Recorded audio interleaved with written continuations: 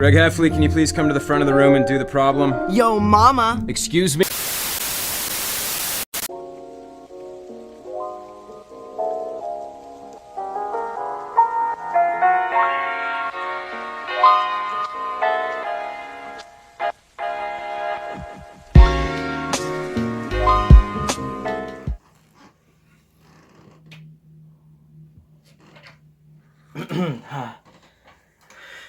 Okay. Alright, so hopefully that clown thing is gone. Hey guys, welcome back to JetpackRetro. Today I wanted to do a pretty crazy, more different video. I, if you guys don't know, am a huge fan of the Wimpy Kid series. No joke, I own each and every single book in the series. Every time a new book comes out, I have it. So I thought, well, I could just rank all the books, but then I thought that'd be pretty pointless since there's going to be a new one every single year. So I want to do a rank video just to have to keep updating it every year. So I thought, why not do this next best thing and just do simple top 7 videos on it. But I wanted to get the crap out of the way first, unlike what I did with Futurama. So we're going to do the top 7... What? Oh yeah, never mind. Yeah, so it really surprised me when I looked through my entire Wimpy Kid collection to pick out the 7 books I really hate in the series. I was only able to find 5. Only 5 of the books in the whole series I found that I hated. I was genuinely shocked. I went, well, really? Only 5 of the books in the series I don't like? I could have swore I didn't like a lot more than that, but no, I guess there's more good than there's bad in the series. So yeah, for a weird turn what we usually do, we're doing the top 5 worst Wimpy Kid books in the series. Let's get started.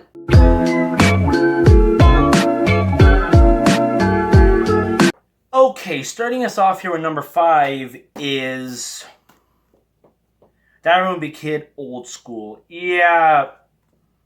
Funny thing is, I wasn't even going to put this on the worst list. I was actually not even going to have this on the list at all. But when I started to see how low amount of books I had on this ranking and how little I had to talk about, I decided to start throwing in some books that aren't bad, but I just think are just low tier. So Old School got thrown with that pile. Now, Old School, I will tell you, when I first got this book, I did not like it in the slightest. When I first got this book, I actually was bored out of my mind with it. I was not a fan of it at all. I genuinely found it a very slow-paced, boring book. But as the years went on and I would start to reread these books, no joke, I've reread a lot of these books several times over and over, waiting for the next book in the series. And with my time reading it more and more, I actually started to love it. I loved the whole lemonade thing in the beginning. I loved the camp part of the story and the whole camp urban legend and everything. The camp part is the highlight. The camp and the lemonade is the highlight, but everything else is bad. I hated the whole they're just forced to stay and help with the gardening at the park. I hate the fucking Girl Scout story plot. And the whole them running around with some dumbass kid and then pinning everything on him. All of those parts didn't do anything for me. I didn't care for that. I didn't care for the Let's Be Unplugged thing. I didn't care for any of those stuff. But that's not surprising. Usually anything to do with the mom, I always end up hating. So her parts were the worst parts, but the lemonade part was really great. And I also loved, like, the last big chunk of the book has to do with the whole camp thing, and I loved the Celia Scratch and the camp thing. So yeah, due to the camp part and the lemonade and even the Celia Scratch storyline, pretty solid book, but I will say this one is at least an acquired taste.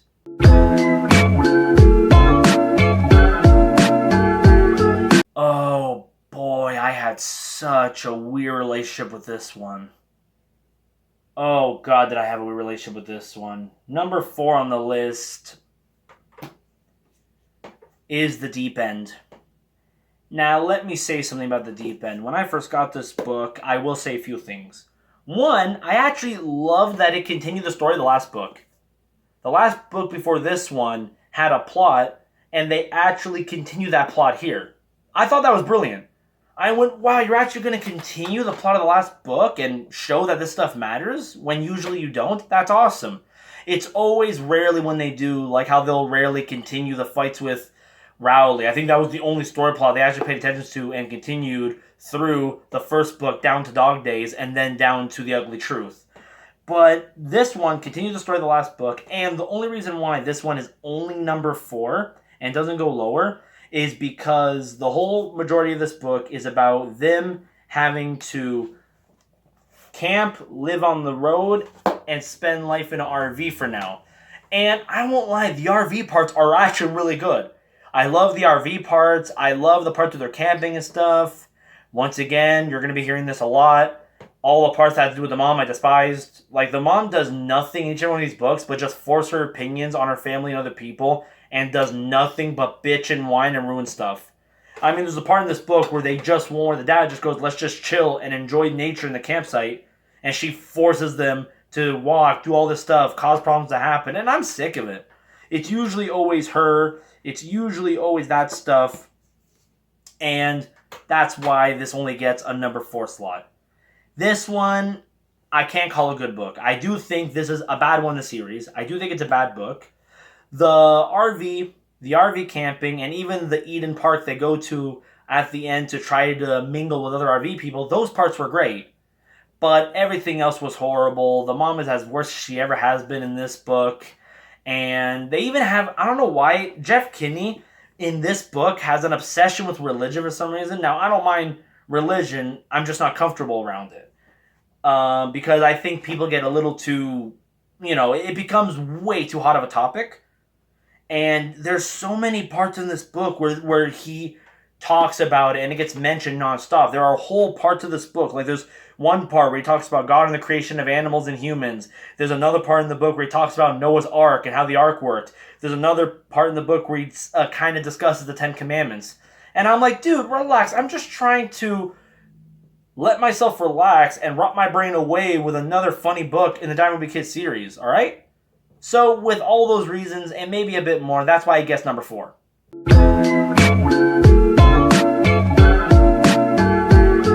And now the number 3 spot, the newest book in the series, as of making this video, and as to my knowledge, Diary of a Wimpy Kid, Diaper Overload. Now, yeah, there's a big reason why this one's on my bad list. The reason why this one is on my bad list is because this book, man, oh my god. Jeff Kinney, do you have some sort of problem with change or telling some variety or a good fucking story that lasts? This entire book here felt like, from start to finish, a waste of my fucking time. I'm not kidding. I felt like I was wasting my time with this book. It started off so good. So good with, hey, a book just focusing on Roderick's band. Just focusing on, hey, are they actually going to make it? Is he actually going to start getting pretty popular and start being what he wants, a rock star? Is the throwaway joke in every book finally going to matter? No. Still no. All we do is get some crap story of, oh yeah, look, they start to get good, they start to get popular, and then, out of the blue, you start throwing fucking curveballs. Then at the end of the book, all of a sudden, there's some band called Stank that's a lot like Roderick's that we've never heard of before and was never mentioned before in the entire fucking series, but they exist now, and they're taking away everything from Loaded Diaper. Oh, wait, what else? Oh yeah, by the way, there's some fucking copyright law that never existed before due to some merchandise thing that sues them and forces them to stop being Loaded Diaper, even though, once again, something that was never a fucking thing in the books. So I'm sorry, it felt like you had like such a good pace, and then you decided you got afraid of change and had a breakdown, baby bitch breakdown in your room, and you decided to just coddle it all away. Coddle your nice space and cobble it away. I'm not even kidding. I don't know what the fuck was up with this one, but you wasted my time. You ruined the fucking story. And why just we go, out of the blue, Roderick doesn't matter, his band doesn't matter, everything falls apart, go back to your garage and just be a joke where you just annoy your dad with rock music. Like, come on, Jeff Kinney. Any good story has change, variety. The story builds. We have stuff get introduced that's new. And you give me fuck all of that in the later books. Like, I'm sorry, but this one has the 3 spot only because, holy shit. Like, I'm just so pissed that he wasted my time. And the sad thing is, this isn't even the only time you would have wasted my time.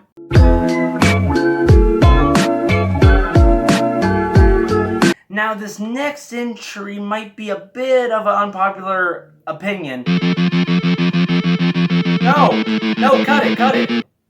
We're not doing That's Unpopular. This is not a That's Unpopular episode. Tone it down. Alright, not now. We're doing Jetpack Retro. Anyways, like I was saying, so this next entry might be a bit of an unpopular opinion, but number 2 goes to the original first book. Now, before you guys say anything, let me explain more why.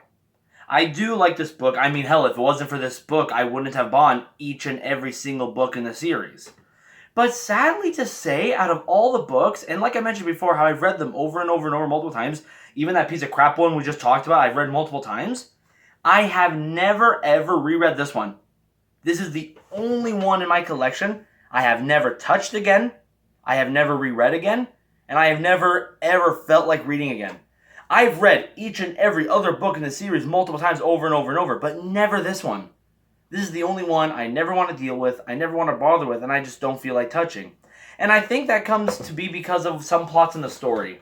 The story's fine, it's great, but I don't know, in my opinion, this one focused a little too much on the bitchiness fight between Greg and Rowley.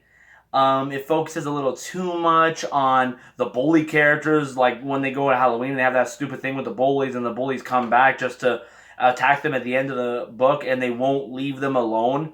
The bully plot made me furious. Like, it was just annoying. It was like, okay, Jesus Christ, they wouldn't be this obsessed over one kid. Fuck off already.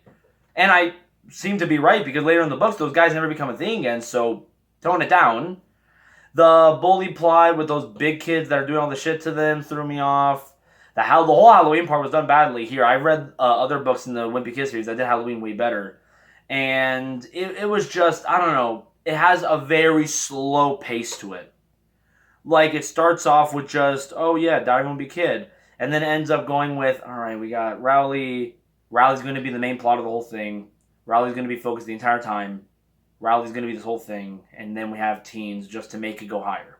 I get what they're doing. I get the beginning, middle, and end. I see the story. It's just not for me. And it's one that I've never touched again. And that's why it gets a number 2 spot. Just due to sheer uninterest. Due to sheer uninterest is why I don't touch it again. Even with the last entry is annoying and pisses you off in the end. But before we get to that ending point, it's still a really fun read. It's still really fun what the band does, what they go through and everything before the crap ending in your mouth. So that's why this is just worse than it. I have no intention at all of reading this again. None at all whatsoever. But if you're wondering why that's only number 2 after what I just said, and why what my number 1 isn't number 2 instead, well, let's get to that. And also, before we go to number 1, I will say this. This book, I would rather read over and over and over. I would rather read this way more times over and over, way more, than that new stupid piece of fucking crap dog shit, rotted fucking roadkill piece of fucking dookie Diaper Wimpy Kid movie that came out on Disney Plus recently. And no, I haven't bothered watching the sequel to It Roderick Rules yet, because I don't want to get fucking cancer. Okay, let's lower it down. Let's cool off a bit. Maybe I went a little too angry with that whole stupid piece of shit Disney Plus stuff happening to Diaper Wimpy Kid right now. It was... no, they're both just as bad. I was going to say it was almost as bad as The Long Haul, but they're both just as bad. They're both equal levels of bad. Fuck The Long Haul. Oh, okay. Need to get my mind off it. Let's just get to the number 1 entry, alright?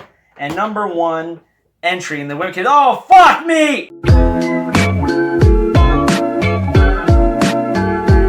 Oh my god, I hated this book. Oh my god. Number 1 entry is Wrecking Ball. And yes, I don't give 2 fucks that it has such a nice concrete feeling hardcover and looks like it's fucking construction.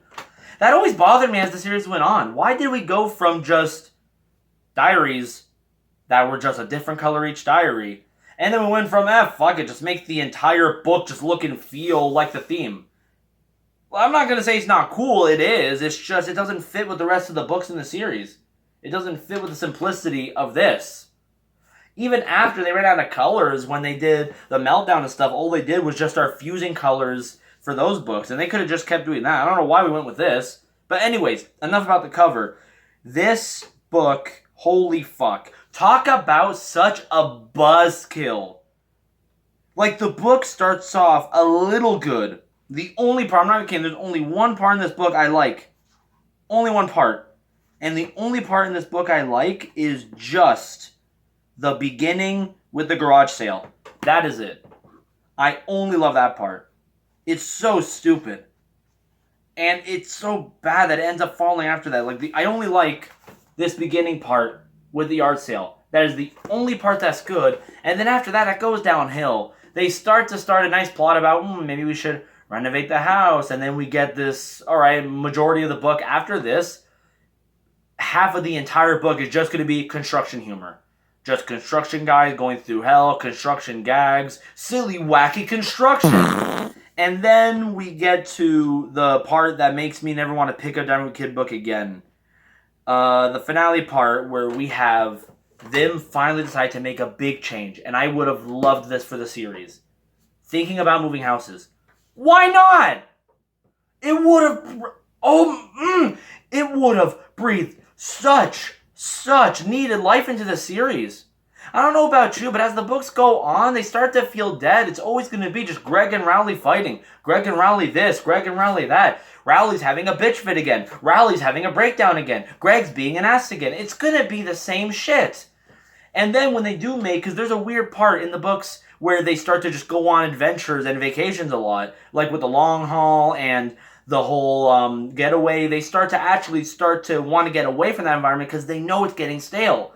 If that's the case, if you want to fix it, Jeff Kinney, if you want to stop the series from getting stale, just have them move fucking houses. I'm not even kidding. When I saw this last part here of them seeing the brand new cool looking house and them already getting ideas of what they're going to do with it, and Greg already starting to put in plans for what is he going to do here, what's the new school going to be like, he's going to be in a fresh new environment, no one's going to know him, he might have to get a new friend. Even that one really good story arc where, hey, maybe Rowley could still visit me. And we could have had a really good story where Rowley goes on these road trips to go meet Greg once in a while. They still try to reconnect. And you can even do an emotional thing with that where they try bit by bit to see each other. I mean, dude, this part here, and yes, I'm going to spoil this book. I don't give a shit. And this ending part here, oh my god, this ending part here where they have the whole party at their house and Rowley makes that big, beautiful best friends poster with a ton of pictures of all the stuff they went through together and everything that's happened, and they have a moment just to hug and cry and let it out over the fact that they've had such this great friendship together. Like, you threw away all of that. You threw away the emotion, you threw away a good new plot you could have done in the story, you threw away a nice new environment, and all you did was, you didn't only crap in my mouth with this one, you outright pulled down your pants and fucking diarrhea in my mouth. It's fucking stupid. It's a big piece of shit. And I'm not even kidding. This ending made me so pissed that I almost never picked up another book again. I almost stopped right here. Because that was such a horrible ending. But then I went to the store years later. I saw the next book in the store for only... Actually, no, that was later. I only got back into the series because then after this, it was Christmas. And my mom ended up picking up this for me. Wait, is that right? Yeah, I was right. This is the next book. And that following Christmas, my mom ended up picking me up this for Christmas. The only reason why I even keep going with the series is because Christmas came, my mom got me this because she knew how much I love the series and she thought I'd want the next one. And this one was different and interesting enough to make me want that.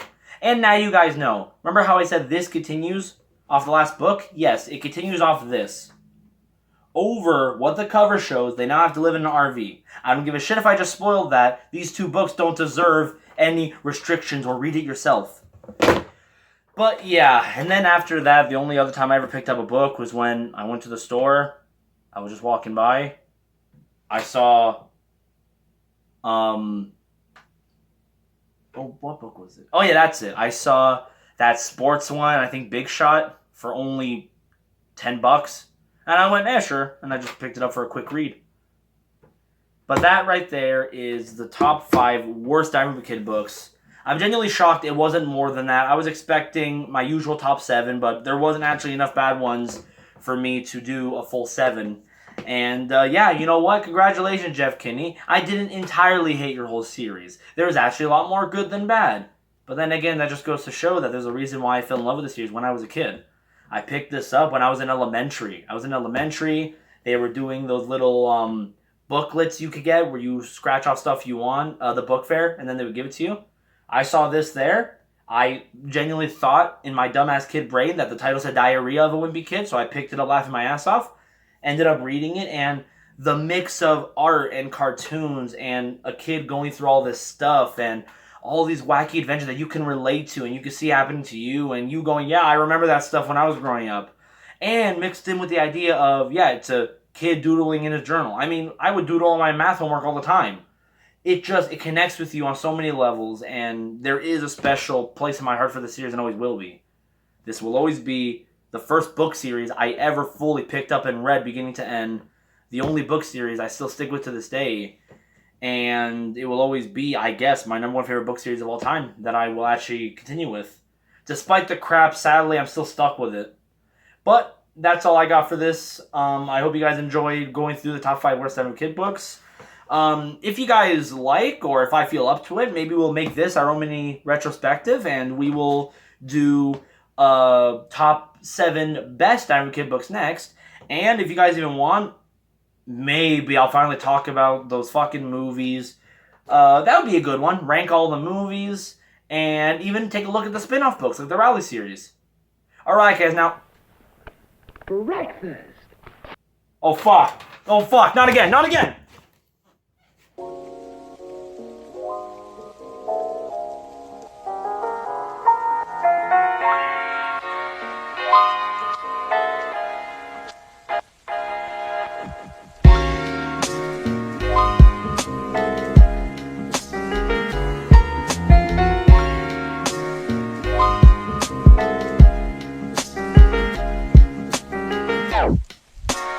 Wow.